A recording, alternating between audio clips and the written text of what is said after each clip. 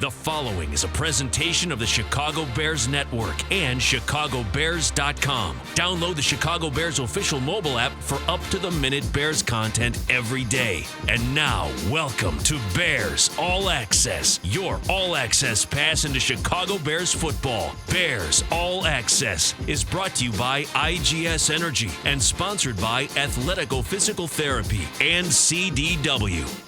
To be with you once again. Happy Wednesday night, everybody. I'm Jeff Joniak, along with my broadcast partner from News Radio 105.9 WBBM, the Chicago Bears Super Bowl winning guard, Tom Thayer, who once upon a time would have loved to have been in Mobile, Alabama this week, getting ready, getting reps, getting those one-on-ones big time against those defensive linemen, working your craft, working your hands, working your technique. How you doing, man? I'm doing good, and I just think about the big difference because we talked a little bit about last week when I went to the Hula Bowl. The Hula Bowl is an all-star game, and you really don't have the preparation responsibilities that you do at the Senior Bowl.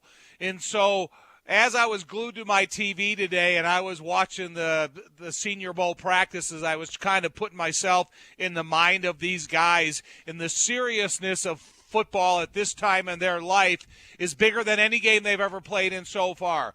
College is behind them. Bowl games are behind them. All the other stuff now that is leading up to their future is meaningful in terms of the snaps and everything. And, it's nice to sit there and watch on TV, but you got to realize this is the first time in our football life that as a Bear, you could sit out here and you could say we can have any one of these guys.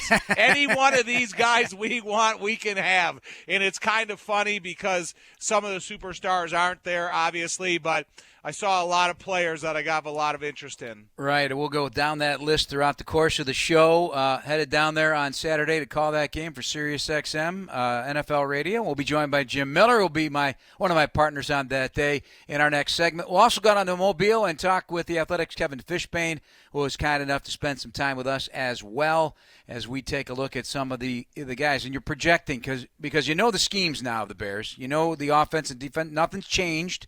Nothing's changed in terms of coordinators. So the schemes are going to be the same. We know what they look for in a Bear. We know what a Bear is supposed to look like now. Matt Eberflus and Ryan Poles set that foundation. And so now you're just trying to look at these guys and say, but, I can't help myself. Like, you can't have everybody. But, boy, you want a lot of these guys. You'd like them right now. And then we haven't even started talking about free agency. And this is not a group of first-rounders. There will be some. There'll be second-rounders. There'll be third-rounders. Oh, yeah. But there's going to be guys that are going to go undrafted from this Senior Bowl you'd like on your roster.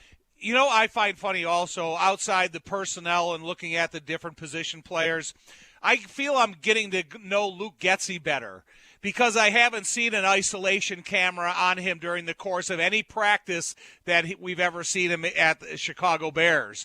And so now you get a little bit of an insight of his coaching personality. And it's kind of fun to watch that because, I don't think there will be another time that they'll have a camera on him at a Bears practice following him around with an open mic. So I'm enjoying that part of it too. But also, I enjoy looking at all the different personnel because I almost feel like one of the players. Because when I was listening to the terminology of the plays today, that when they were calling an offense, I again was thinking about these guys, how difficult it is to try to understand what they're saying in the huddle within a couple-day period of time. And you see the mistakes, you see the adjustments the quarterbacks need to make and stuff. But then you want to see those mental mistakes minimalized by the time the game gets here, because that's one thing you can't have of evaluation of yourself is a bunch of mental errors. My eyes are not moving very far from the line of scrimmage. I just want to see what is available in the trenches, both sides of the ball, looking at both of those, and the rest of it will fall into place. For me, that's where my eyes are going. I'm certain the same applies to you. Now, I'm looking at everything else too, but my sincere, fierce focus is on the trenches. It's got to be. If you really want to take an example from this past weekend's football games, and no matter how big the quarterback positions were for all of them, it really came down to the play of the offense and defensive line in the winning and the losing team. So you'd be a little naive to think that you had everything set up for next year going forward, because this is a team that you would welcome as many as those offensive and defensive linemen as you could get here to get involved in the competition and hopefully get a future position, and that we've seen what Braxton Jones was capable of doing, that nobody's out of the competition once they get here. That's Tom Thayer. I'm Jeff Joniak, our producer tonight at our Score Studios. Adam Studzinski, as always. Thanks to Dan Brody and Jordan Tredup as well. We're brought to you by IGS Energy. Again, Jim Miller to join us, and also Kevin Fishbain from The Athletic. Couple of news items today. Our old pal John Hoke coming back to the Bears.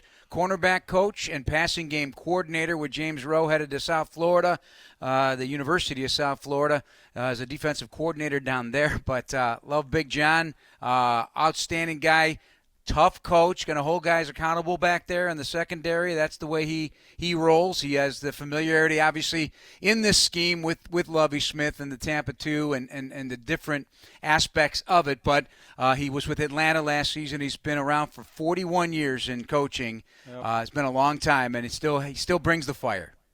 Oh, I love John. I was really excited to see that he's brought back aboard.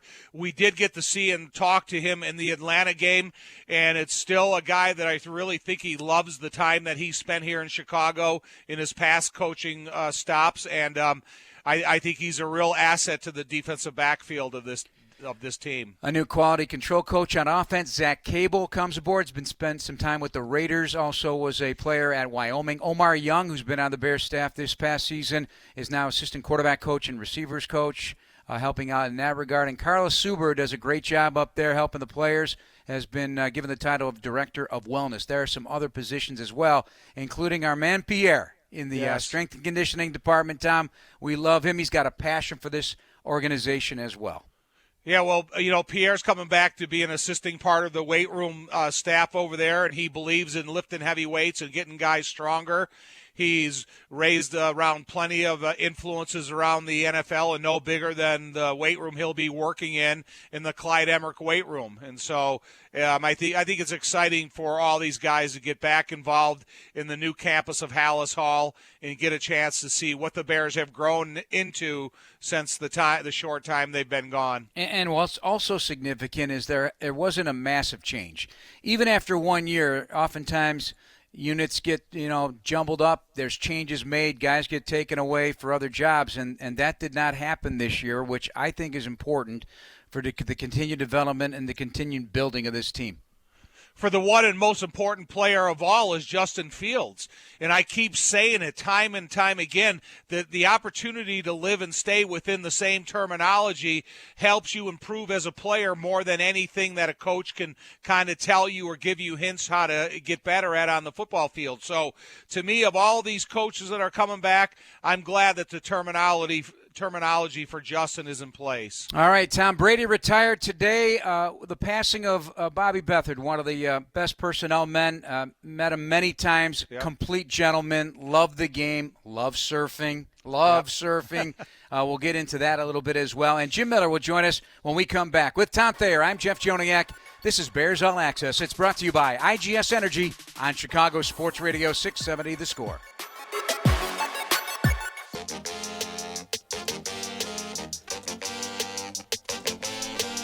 Welcome back to Bears All Access. It's brought to you by IGS Energy. Choose clean energy for your home at IGS.com, because every good choice adds up to a better world. Jeff Joniak, Tom Thayer here on The Score, and it's a better world when Jim Miller's in it.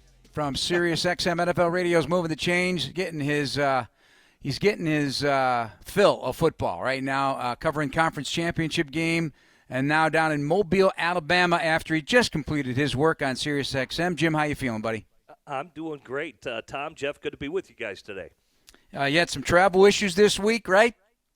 You're all settled down now? Did you just, take a glass of wine and calm it down? Yeah, is every flight in America getting delayed right now? So delays were definitely – I know some GMs down here that flew commercial, and they got delayed. Like Scott Fitterer was late getting into today. Obviously, they were announcing Frank Reich as the new head coach of the Carolina Panthers, but did interview Scott Fitterer today, but even he said he was delayed. So it's not just pertaining to just me. But, yeah, it was rough getting to Mobile. All right, we start with this because you were a teammate of his. The immaculate career of Tom Brady comes to a close. 23 years, 7 titles, 5 Super Bowl MVPs, 3 regular season MVPs. records galore, including 649 touchdowns, and he retires after being the third highest passing yardage total in the league this past season in 25 touchdowns. I mean, amazing, and I guess it was going to end sometime, and the suspicion was that he might consider, or other teams would consider, him elsewhere. And but he pulled the pin early this morning. Any thoughts on that? Surprises? We'll start with you, Jim, and go to Tom. No, I'm not surprised. I think it could have gone either way. I think he's been fighting this decision for a long time. Certainly it took a personal toll on him last year, as you know, their family and everything that they went through there. And I think he's given all that he can give. You know, it is such a big commitment. The older you get, he does have other opportunities to do other things, and so he came to it that it was the right time for him. Do I think he can still play? Yes, I do think he can still play. Now, can he position himself to get on a team where he feels he can make a championship run? I don't think that team is Tampa, and that's probably where he turned to because they've got some overhauling that they need to do. This was kind of their window with Tom Brady here, and I think that window's starting to close a little bit. So all I can say for Tom is all the adulation that is thrown at him, and it is well-deserved. He is an extremely hard worker. How he prepares for games, he is all in. I've never seen anybody prepare to the standard that he prepares himself, and I think he's genuine, and I think he's authentic. So I tip my cap to him. He will be a first-ballot Hall of Famer, and he has deserved everything that he has accomplished just due to his work ethic. You know, one thing about players like Tom Brady, and, you know, I think of Michael Jordan, I think of LeBron James, these guys that play well into their late 30s and into their 40s. I don't think a lot about what they do on game day because I think once the season gets started, you kind of fall into a routine and a rhythm that starts at the first game of the regular season and lasts all the way to the last game of the regular season. The most amazing thing about his long-term greatness is their commitment to the off-season. And if you understand what you have to do in the offseason in order to get your body for the regular season, there is nothing fun about it. Is you have to have the willingness to go to a squat rack and take 600 pounds off of it in hope that your knees don't give away once you unlock them to start doing reps there.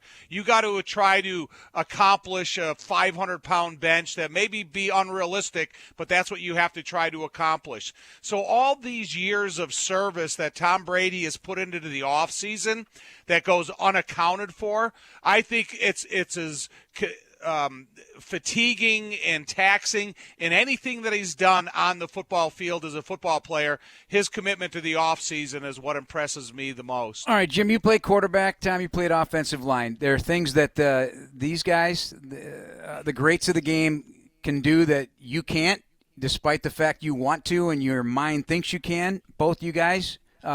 What's the one thing about Tom Brady that you, Jim, have analyzed over the course of the time, being with him, being in those meeting rooms, and observing him as you have your entire football life, that still impressed you to this? Like, what specific thing about the way he played the game?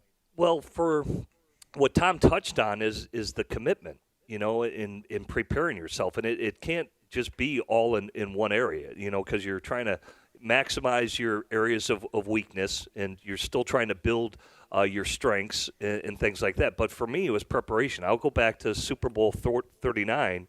In the week or the 2 weeks prior to that, we went down and we beat Pittsburgh in Pittsburgh. We had to go into Three Rivers and beat that team. Tom had a terrible flu.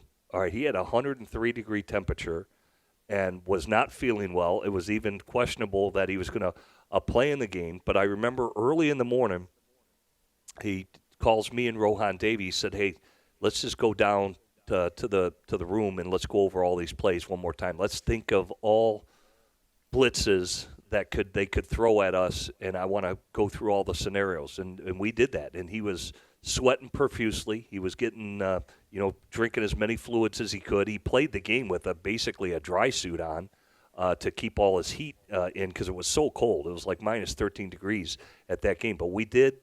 He has the ability to focus when you're not 100%. And as Tom will tell you, everybody knows you're not always going to feel good when you play football. And here he was sick on top of it. It's the day, or it's the game prior to the Super Bowl, and he knows he's got to be at his best.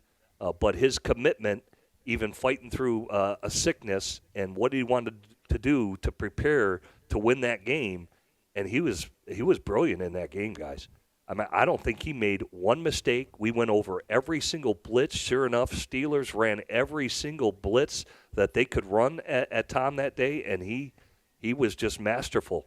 For me, that's what I take out of him. His greatness, one, is his preparation, and when you need to be at your best for your team in any big-time situation, he was always prepared, and that's why he makes it look easy. The good ones, the great players, make it look easy. And Tom made it look easy that night. Tom, do you have an offensive lineman that you could put on that same kind of Brady-esque, like, wow, I can't believe what this individual can do down in and down out year after year?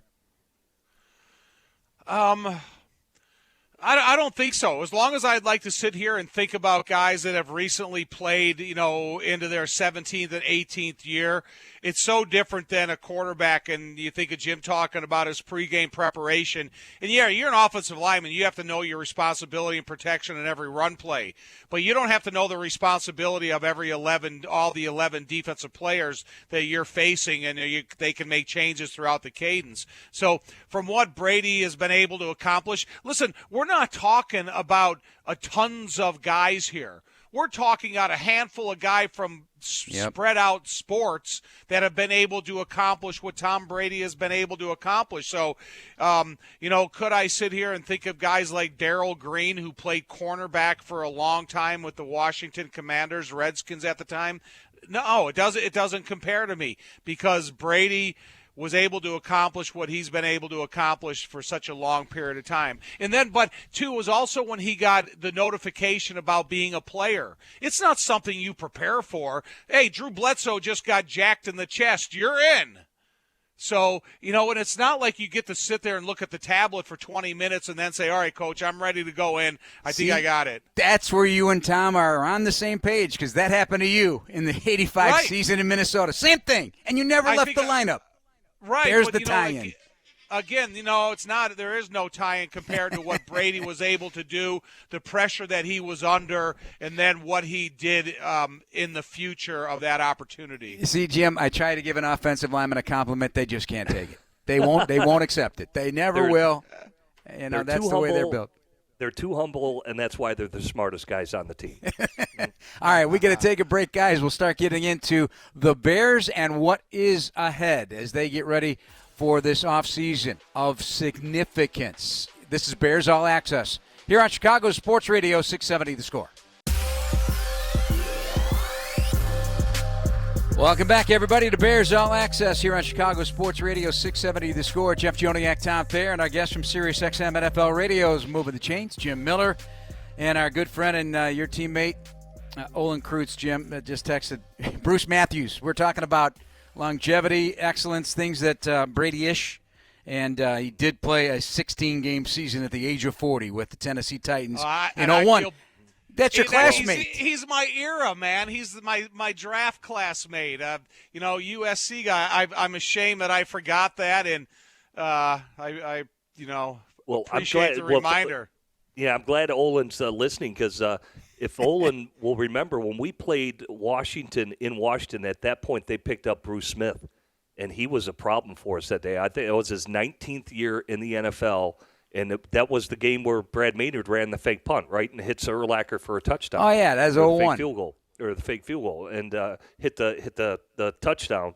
And Bruce was a problem, man. I remember walking in at halftime. I said, man, Bruce, you still have it. I mean, he was really working the guys up front. And as we know, Olin's tremendous, and Chris Valerio and Tucker. I mean, those guys are as strong as anybody, but they'll even tell you he was a handful that day for Bruce Smith. I just want to go back in time, because you're talking about the last game after 19 years. Well, his very first game, we played him at Notre Dame Stadium in a preseason game.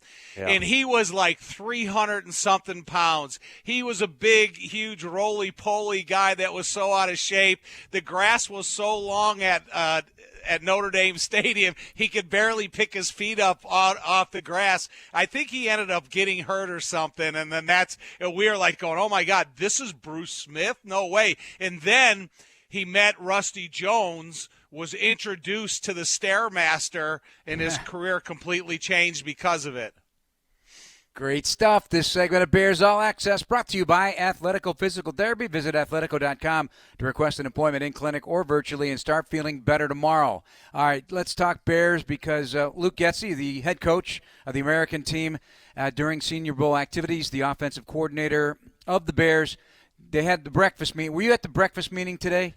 I did not go to the breakfast meeting today, but I was over here at the stadium about 10 o'clock is when the festivities get started over here. Yeah, you don't need to give me the time. I know you slept in a tad then, apparently, but, I trust you. I trust that you're doing the work. But the breakfast meeting was at 8:30, Jim. 8:30, and the media breakfast. So but what I'm driving at is he did get a chance to talk to the Chicago media.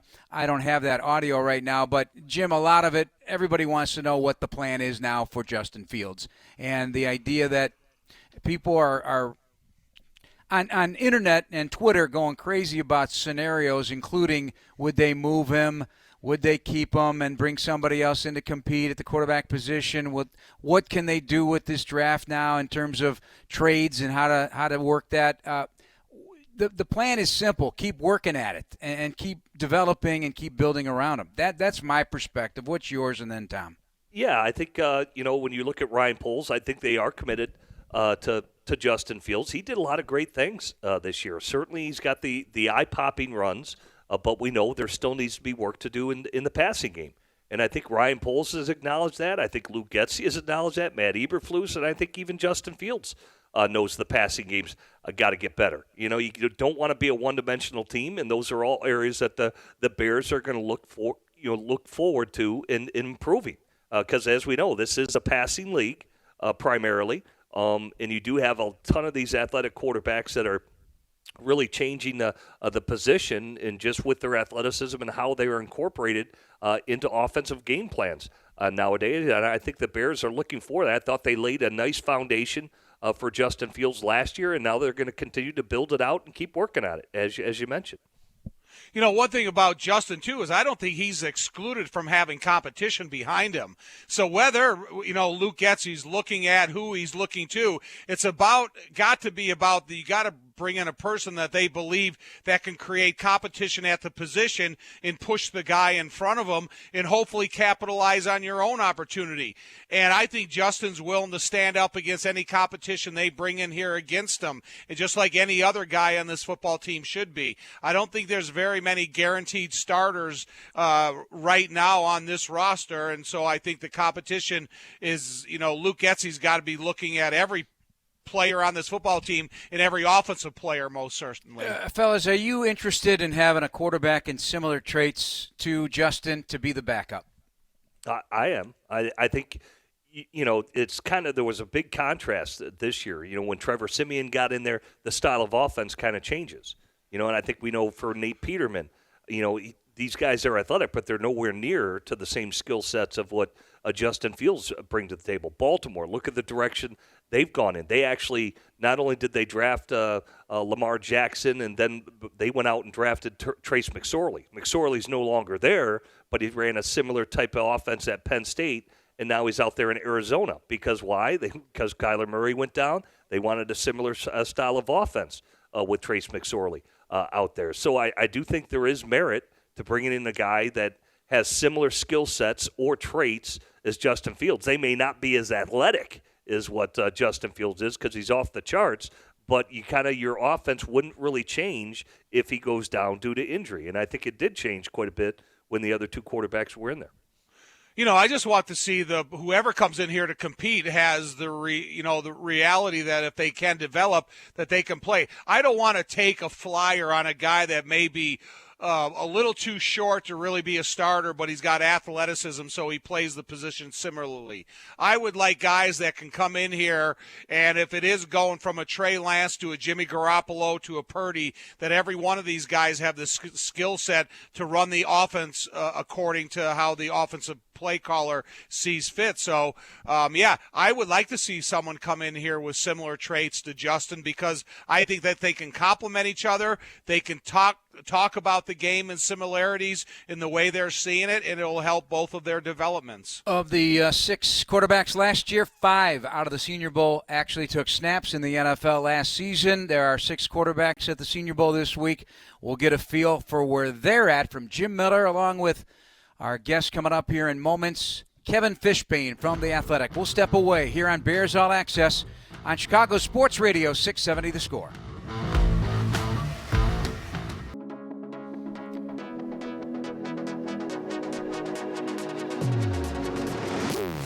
This segment of Bears All Access is brought to you by CDW. People who get it. Jeff Joniak, Tom Thayer, and Jim Miller from SiriusXM NFL Radio is moving the chains. The former Chicago Bears quarterback down in Mobile, where we'll probably run into Kevin Fishbain, the outstanding NFL writer for The Athletic. I'm sure you guys will frequent the same joints. Kevin, thanks for taking the time out of your busy day. What did you see today that looks? What did you see today that looks good in Bears colors? Oh, Luke Getsy's having a ball, guys. He's really enjoying the opportunity, and it's fun too for him because he gets the head coaching experience and he gets to evaluate these guys and see what they're taking from the meeting room onto the field. So it's been kind of cool to watch him run practice. And you guys know this too, but a name that Bears fans don't probably know is Carlos Polk. He is the Bears' assistant special teams coach, and he's a special teams coordinator for the national team out here. He is loud. He is enthusiastic. He is jumping up and down. If you ever watch a Bears game on the sideline, you see someone running up and down, it's probably him. And you can hear him when it's time for the special teams drills for the national team. So I think Matt Eberflus is down here. I think he's probably pretty proud of his colleagues. And Ryan Poles is probably pretty pleased that he's going to get a little bit of extra insight from his guys. Hey, Kevin, looking forward throughout the week of practices and then on to the game. It seems like every year there's a guy down there that has some type of size or unmeasurables or traits or just making himself aware because of, I don't know, the way he looks, the way he plays, unusual for the size of the position. Is there any of those guys right yet that are being talked about this far in advance of the game? Yeah, Tom, I'll give you a couple of guys who've stood out who will probably be labeled as undersized. And I'll start with Nathaniel Dell. He's a wide receiver from Houston. He's listed, guys, they measured him in 5'8" and 163 pounds. But of all the receivers here, he's probably stood out the most, and he's on Getsy's team, and he's quick, and he's got some nice route running. And that's going to be one where, you're going to have to look at the tape and kind of decide, do you want to take a guy that might be prototypically undersized, but if he's going to produce, if he's going to get open, he's going to catch passes thrown his way. And I'll give you a local guy, too, in that realm. I don't know if you guys know this. I'm a little bit of a Northwestern guy, so I'm always keeping an eye on those players. Adetamia Adebare. Defensive end who slides inside the 3-tech in the sub package. 6'2", kind of reminds me a little bit of Justin Jones in that he's a little shorter than you might like, but my goodness, his quickness off the snap, really impressive. And he's the type of guy that's going to have really impressive combine pro day numbers. So it's kind of the same thing as how do you align that with the college production, with the fact that he's just not maybe at the ideal height and length for the position, but you can't ignore some of those gifts that he has. Well, Feldman Freak, by the way, 685 squat and a 410 bench press for those who are interested. A body like a barrel, Jim Miller, as we look at him. What else do you see out there? Yeah, well, I like Keanu Benton from Wisconsin, too. I mean, that guy, he's really had a good first couple of days here. I think he's held up well. He's very obviously well coached under Jimmy Leonard and that style of defense that the Wisconsin Badgers really run. I love what you said about Nathaniel Dell. He had a seam route for a post or for a touchdown today He looks as quick as anybody out here, and it's not all about the size because we know undersized guys like Tyreek Hill have thrived in the NFL. It was interesting, Kevin, because before you came on, we were thinking about quarterbacks. Do you want the same skill sets of all your quarterbacks? And you look at Justin Fields and his skill set's so athletic. Probably the one guy down here that maybe the Bears would look at, I would think it would be Malik Cunningham from Louisville. It's not the most decorated group of quarterbacks that are down here. I wish Levitz would have committed to this game. But what did you think of Malik Cunningham from Louisville? Yeah, I was glad to see Malik Cunningham was coming to this game, Jim, because of what you just said. Because that is somebody that you could see them. If he was a Bears backup, you wouldn't have to hopefully change up too much of the scheme because you can still take advantage of some of those design runs. So, I think that group of quarterbacks, he's kind of leading it, has certainly looked the best. It's obviously, Hendon Hooker's down here, which is a nice experience for him to get to talk to teams. But, of course, he's not able to participate because of the ACL. But I wonder with him, again, another guy who can move a little bit, really productive this year at Tennessee. Does he impress coaches this week with what he's doing on the whiteboard and the way he's kind of handling those interviews? Obviously, medical is going to be number one with him. But, yeah, Malik Cunningham, that's one I want to see him in the game, too. Kind of in the game situation, what they have lined up. Luke Getsy was telling us today, guys, that, and Jim, I'm sure you know this, that they end each quarter with a 2-minute drill. So, they were doing a little extra 2-minute work, the Getsy's team today. So that's going to be kind of fun for these quarterbacks, for all these teams, because we know, everything's flying. You don't know who's coming from where, to see how these guys kind of handle those 2-minute drills in the game this weekend. Hey, Kevin, so when you're rubbing elbows with Luke Getsy, the head coach of an all-star game, but then you talk to him on a weekly basis during NFL season, is there a different side of Luke that you're seeing? Because when I was watching him on TV with the open mic, and you kind of get to hear a lot more of his personality that we don't get to see during the course of the regular season if you're not out of practice. So do you see a different side of him, and do you feel that there's a little bit more exposure to him out here?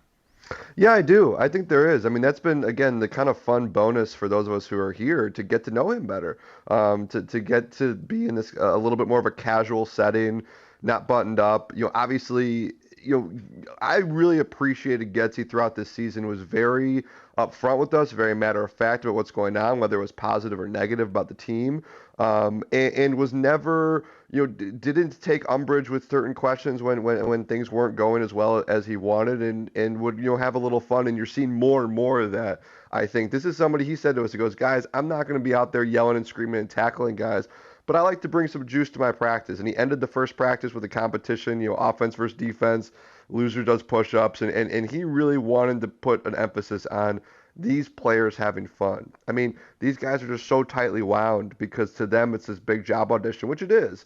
But he's really trying to get them to kind of loosen up and have them take after him a little bit. So I think it's good for him, good for Bears fans, good for NFL fans to kind of see that personality. Because, guys, it may be a little bias from being around him this week, certainly some recency bias, but obviously being around him in the building. But the guy's probably going to be a head coach one day. And that's why this is so important for him. So I think all these things are important for him to get that onto a larger platform where more people kind of see the type of person he is. Kevin Fishbain, our guest here from The Athletic on Chicago Sports Radio 670 The Score. Jim, you can take it away, but I got one thought real quick, and maybe you can answer this better. DeJuan Jones, who is he can blot out the sun. He is just massive, 6'8" and an eighth, 375. The right tackle from Ohio State out of Indianapolis was just burying guys into the ground yesterday. Did not work today. What's his story?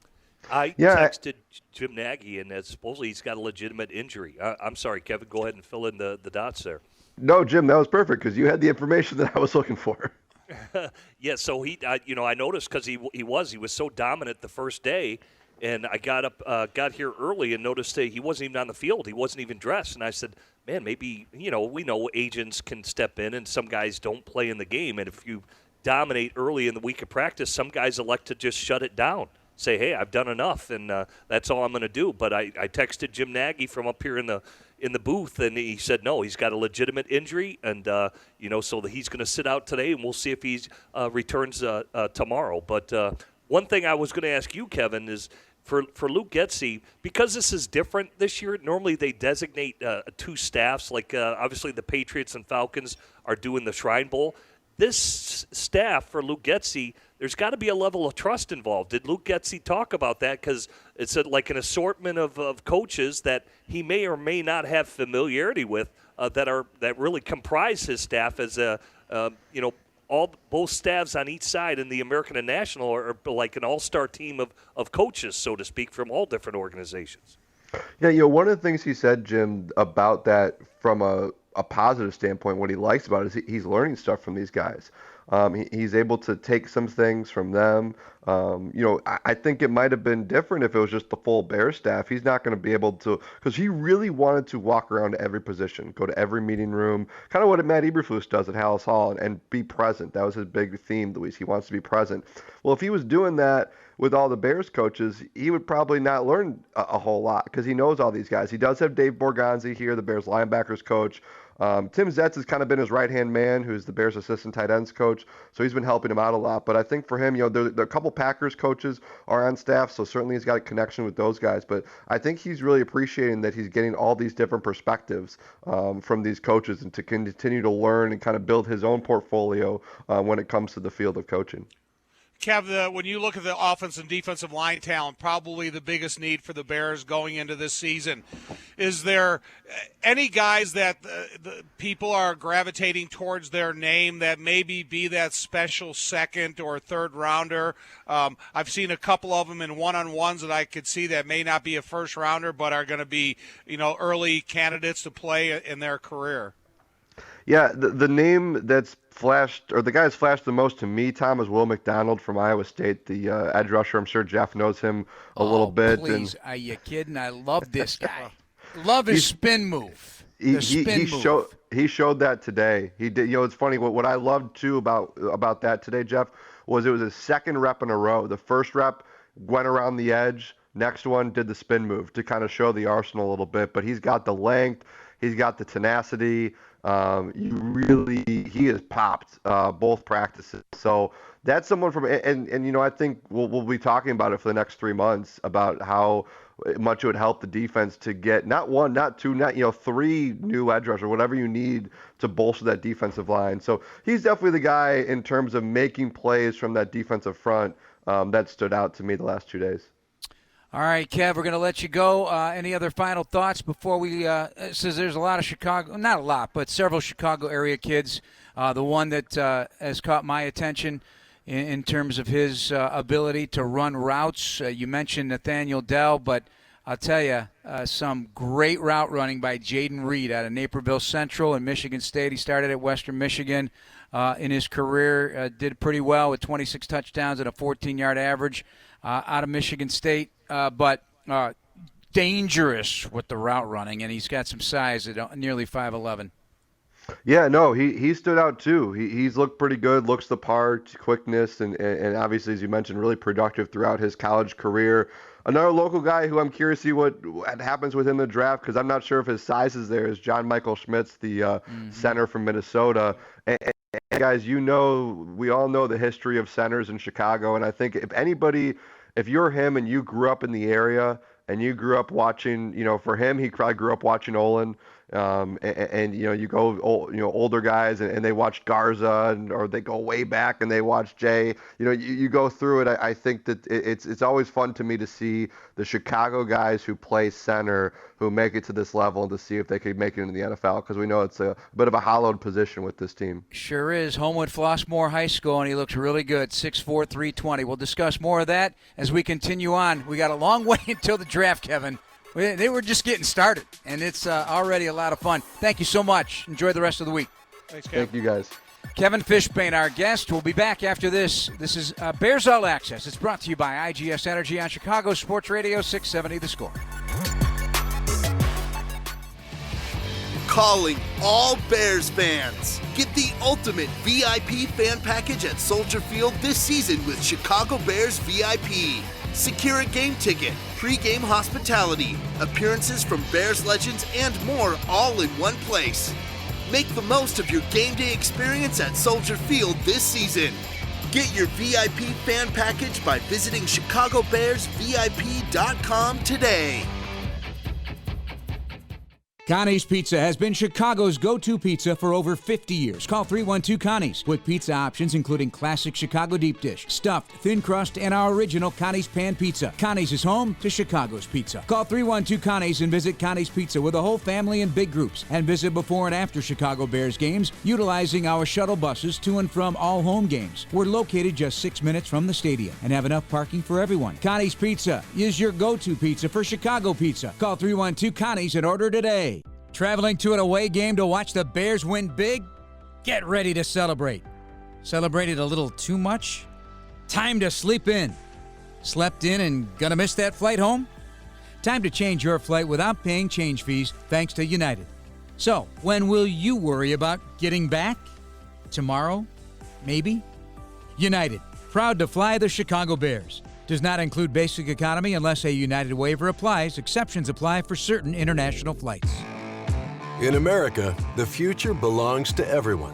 So we designed the Ford trucks of the future for everyone.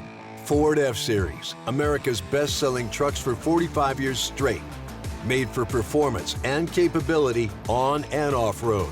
Because the trucks of the future aren't designed for a few. They're built for America. Ford F-Series. Drive one today. Based on 1977 to 2021 calendar year total sales.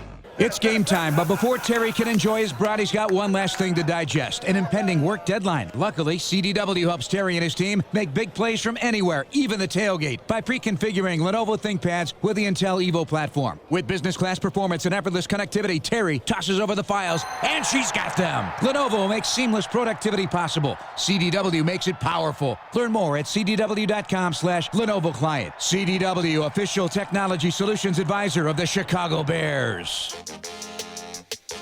Calling all Bears fans, get the ultimate VIP fan package with Chicago Bears VIP. Secure a game ticket and appearance from Bears legends and more by visiting ChicagoBearsVIP.com. Good to have you with us on this Wednesday. Thanks again to Adam Stadzinski, our producer tonight in the Score Studios, playing Traffic Cop. And thanks to Kevin Fishbain. I'm Jeff Joniak along with Tom Thayer and Jim Miller from SiriusXM NFL Radio's Moving the Chains. Jeff, I have a question. Is there I think we're, looking at the backup for Justin, looking at the need for offense and defensive linemen. What position are we ignoring almost this far in advance of the draft? Because, you're still talking about, some depth at the linebacker position, need at defensive back. But are we paying too much attention to the offense and defensive line when there's other needs on this team? I'll answer from my perspective, no.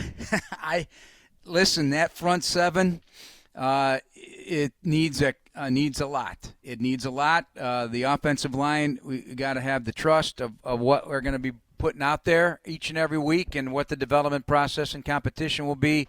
So that's where my eyes are clearly focused. However, Jim Miller, it could be any position, and that goes for any position. And this is a building, developing team that has a foundation started, and it has a very particular taste for what kind of players they want to be on that field. Guys that are going to bring the juice, bring physicality, be nasty on every face. Things that they all talked about at the beginning, and you're never going to get everybody you want, the type of guys, but you certainly can start by sifting through this Senior Bowl and the other All-Star games, and then when you get to the Combine, we'll get those underclassmen rolling in. But I'd say I'm sticking with the fronts. I'm sticking with the line of scrimmage until further notice. What about you? Yeah, I'm definitely going to say the war daddies. That's what I've been calling them. You need a couple of special guys. They'll be out there in free agency, guys like a Daron Payne, and certainly you want to get big, strong, physical guys on the interior. I think we see how important the O&D lines are. Look at Philadelphia and look at what Kansas City's doing right now. Chris Jones was an absolute game wrecker the other night for Kansas City and for them to defeat Cincinnati. Probably one position I would say that everybody's like, well, do we need another tight end? You're going to say Cole Kmet. They got Trayvon Wesco there as a big blocker, but this style of offense, say compared to Baltimore that likes to run the football, what do they have? They've got Mark Andrews, and they drafted that kid William Likely last year, who's more of a receiving tight end. So I think something like that, you can't overlook positions like that because, as we know, you want the strongest roster possible, and that would give the Bears even a little bit more, flexibility in terms of what they can do running the football and passing it with a tight end rotation that would be pretty good. So, Tom, were you taking notes today? Do you got a couple names of guys that really have caught your attention? Well, right now I'm just starting to memorize the numbers because it's hard to see. But I think there's an offensive lineman. His last name may be Steen. He wore number 54. And when you sit there and you watch the one-on-ones out of him, I like the kid out of Minnesota, the local guy I do. But this Tyler Steen from Alabama. Yes, he's 315. He's a heck of a player, man. I mean, I watch him in one-on-ones. He doesn't get beat, first of all. He's got great snap count anticipation. And when the defensive lineman tries to make an alternate move, he already has a decision made how to keep his hands inside, stays low with power. And I think, he's an immediate competitor as a starter, where no matter, I don't know where he's going to get drafted, but he's just a guy that caught my eye. And then, a couple of the other big defensive linemen, strong, steady, and quick on the inside. You mentioned Tyler Steen. I thought it was interesting because the Shepherd quarterback, Tyson Badgett, he's a Division II, obviously very decorated. At one time, he had Tyler Steen as his offensive lineman. Then he had Florida's Osiris Torrance. And then at the same time, McClendon was in there, Warren McClendon from Georgia was in there. It was basically an all-SEC offensive line, and I don't think Tyson Badgett had ever experienced any of that at Shepherd College. No. I mean, he was just like, he was back there like, I can't believe how much time I have to throw the ball here. It was pretty funny. Now, what do you think of him, by the way, in 2 days? I like him. I think he's got a live arm. I think he can clean up some things on his footwork. Like a couple times he didn't open up his left hip, which caused the ball to fall short. But he has probably got the livest arm down here, I believe.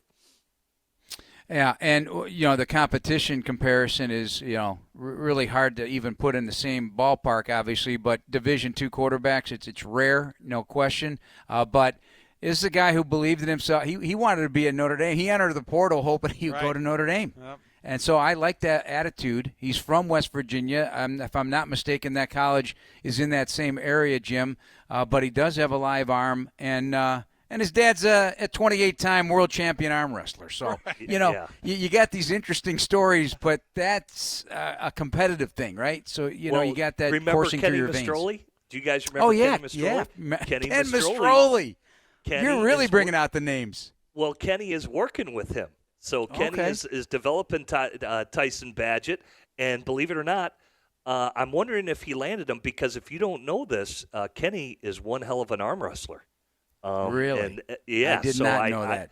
I'm going to ask him if he challenged Tyson Badgett's dad because if you don't know, Kenny has beaten many people down here in Mobile and walking away with a nice little pot in his kidney. Oh, is that right?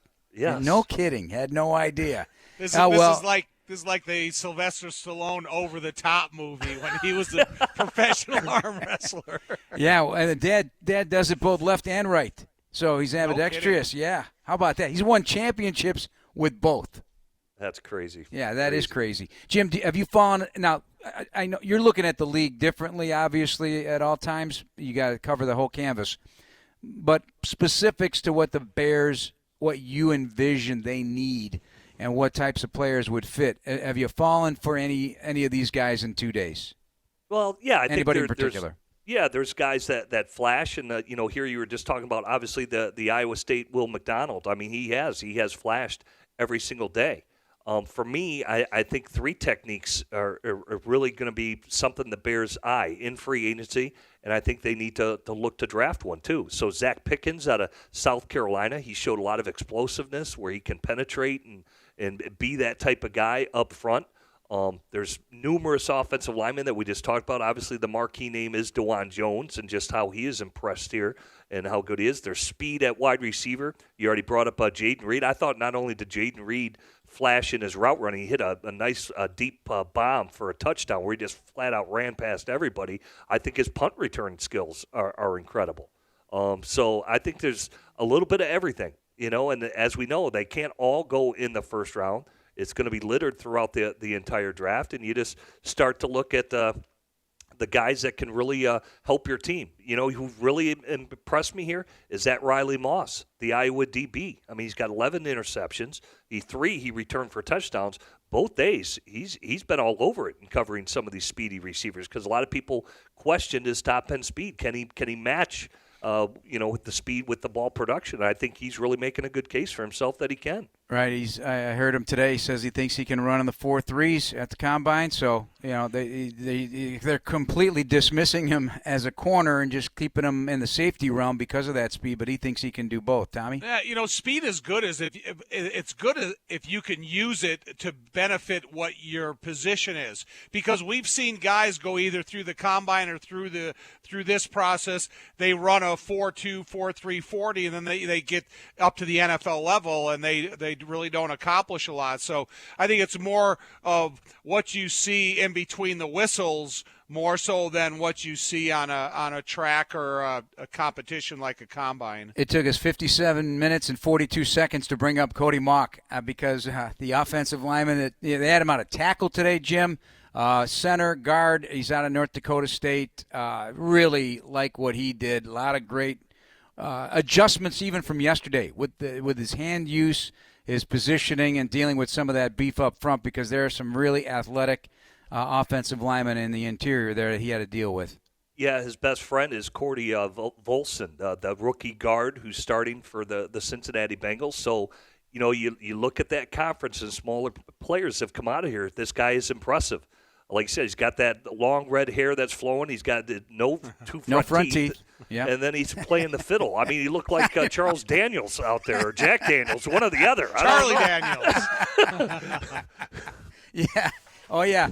Lost his chiclets in the 7th grade playing hockey. He says he's not going to get them fixed until he's done playing football. So that's going to be his MO. Jim, we'll see you in Mobile on Saturday. I'll be calling the game with you and your partner in crime, and be looking forward to it. Thanks as always. Well, looking forward to it. With Pat Kerwin. With Tom Thayer, I'm Jeff Joniak. Thanks for listening, everybody. Thank you to Kevin Fishbain, our producer as well, Adam Stadinsky, also Jordan Treadup and Dan Burley. We have enjoyed it. We'll talk to you next week here on Bears All Access on Chicago Sports Radio 670 The Score. Good night, everybody.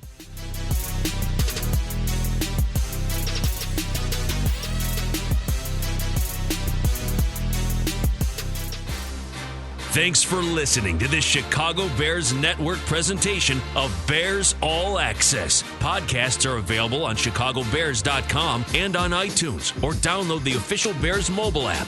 Bears All Access has been brought to you by IGS Energy and sponsored by Miller Lite.